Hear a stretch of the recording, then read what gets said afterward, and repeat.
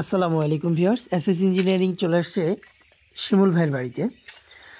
Narsingdi bus stand থেকে হালকা ডাইনে চকরিয়া গ্রাম। তো শিমুল ভাইয়ের এই অসাধারণ গেটটি আমরা আজকে কমপ্লিট করতে পারলাম আলহামদুলিল্লাহ। ভিউয়ার্স দেখতেই পাচ্ছেন কি অসাধারণ একটি গেট আমরা শিমুল ভাইকে করে দিলাম। এই পকেট গেটটা একটু খোলো। তো ভিউয়ার্স, শিমুল ভাইয়ের বাড়িটা খুব সুন্দর করে সাজিয়েছেন উনি।